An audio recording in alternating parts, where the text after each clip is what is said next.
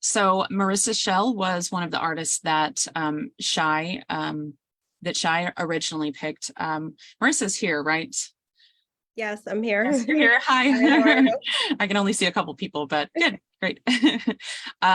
So one of the reasons why, so first of all, we really love the way Marissa's work looked and the way that she was using materials that were found and repurposed to create something new, but also as a way to give power back to the environment, where most of the show is talking about how we relate to the environment and how we are ruining the environment or losing the environment. And we feel like Marissa's work really speaks to nature's ability to kind of fight back and be resilient and take control back, the autonomy that is the power of chaos.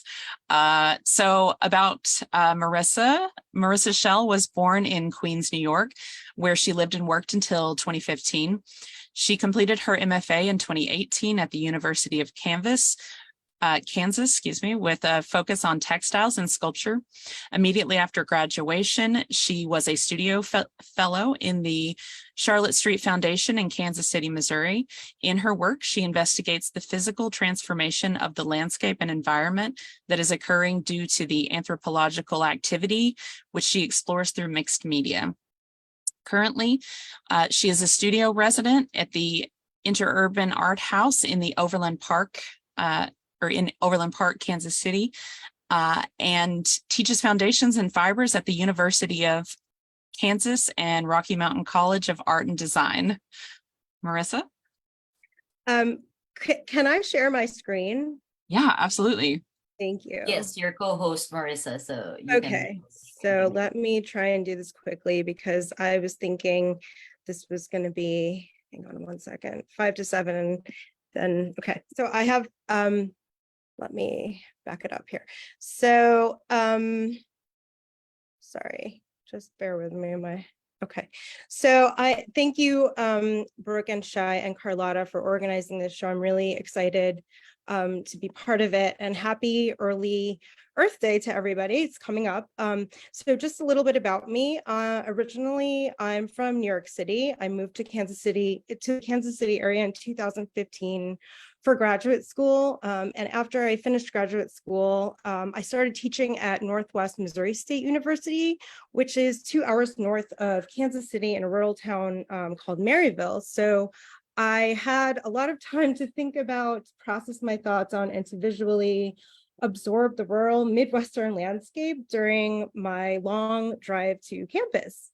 So being from New York, I'm used to, I was used to seeing blacktop and concrete and steel and man-made structures. So in my previous work, I would always think about the artificiality of my surroundings and how industrialized my environment was. So when I came to the Midwest, and part of the reason why I wanted to move somewhere different than New York was because I wanted to be around more trees, more plants, more animals and nature and just wilderness in general. But what I realized was that even in rural towns where there aren't an abundance of skyscrapers and blacktop, there's still an artificiality and synthetic quality to the landscape that we see in monoculture and in water usage for crops such as corn and soy. So I just thought that this is a shot of me flying into LaGuardia, probably coming home to visit from Kansas City. And I just thought that this parallel was kind of interesting. So they're inherently different, but they're also inherently very similar. You can see this in the structure of the urban landscape and the structure of these cornfields that are, they look natural because they're plant matter, but they're not really natural if you think about it. So also during my 2-hour drive, I'd pass this dilapidated barn that I found so visually captivating, because to me it embodied this intersection of man-made processes using synthetic, commercial, and industrialized materials with all this biomatter and plants and weeds overgrown on top of these abandoned structures, which demonstrates the way that the elements in wilderness always eventually will reclaim our anthropogenic effects to build,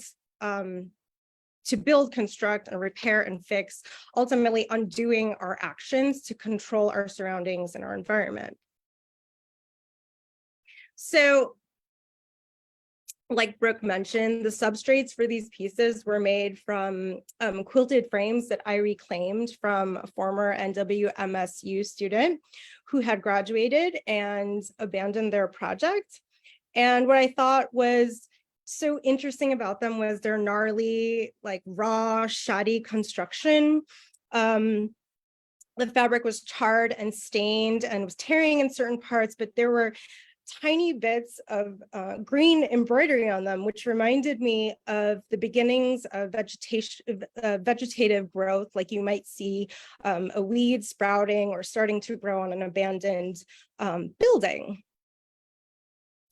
So these panels were on my studio wall, on my studio walls for a while, and they had time to percolate. And I experimented a lot with these before I committed to finally stitching and appliquing the compositional elements of them in place. I work from the corners a lot because I think about the corner of a building or a structure being a vulnerable place of that structure or building. A lot of times you'll see mold starting to grow from a corner because of the abutting materials. It's just a vulnerable place. So I like to work from the corners a lot, or I have been working from the corners a lot, especially with this body of work. And in this particular piece, I'm addressing leaves and vegetation and perhaps the absence of leaves. So we see a footprint or a dotted line that represents this absence, which also might insinuate a footprint of an extinguished species, or perhaps a carbon footprint. So there's no embroidery on this piece, but I just want to talk about the drips. And the drips in this piece and all of the pieces are meant to represent perhaps like a water leak or an oil spill or some kind of insidious growth or damage, much like what we do to the environment and how the environment also does this to us in regards to our efforts to control our surroundings. So for example, an overgrowth of weeds on a structure, erosion, rust, or flooding. I also wanted to use patterning in my work. These are embroideries which have a history rooted in the decorative arts. So I wanted to reference that in regards to the materiality and the construction of each piece, but to also loop it back to the original inspiration for this body of work, which were textures and patterns observed and documented on these dilapidated barns that I was seeing. So we see this so I use a fishtail or a roof shingle patterning, which are used both as the decorative element in craft or that you might also see in commercially built structures on a roof. And then just to talk about the materials and processes that I work with, I use a lot of fabric that I specifically choose because it looks organic and like it could possibly be falling apart. Oops, sorry, I skipped something. And then cheesecloth is, cheesecloth has this loose weave and it's easily deconstructed. So I'm very attracted to it. And I also think about the physical act of stitching and mending, wanting to fix and repair things, but also I experiment with burning and melting to convey this idea of decay and decomposition. And for those people who didn't see this show, you can see the detail on the side of this panel where I've burned the edges and some of the batting is kind of melting. Okay, so I'm going to stop here because I do have more slides, but I'm going to stop here because I'm at 7 minutes.